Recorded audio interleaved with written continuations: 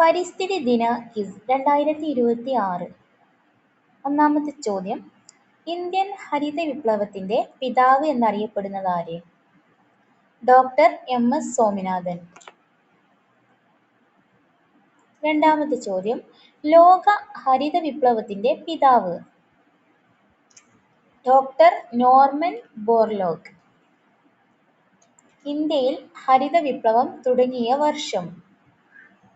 1966. ചിപ്കോ പ്രസ്ഥാനത്തിന് നേതൃത്വം നൽകിയ പ്രമുഖ പരിസ്ഥിതി പ്രവർത്തകൻ ആര്? സുന്ദർലാൽ ബഹുഗുണ. പരിസ്ഥിതി പ്രസ്ഥാനങ്ങളുടെ മാതാവ് എന്നറിയപ്പെടുന്നത്? ചിപ്കോ പ്രസ്ഥാനം. കൂട്ടുകാർ ലൈക്ക് ചെയ്യാനും ഷെയർ ചെയ്യാനും സബ്സ്ക്രൈബ് ചെയ്യാനും മറക്കരുതേ.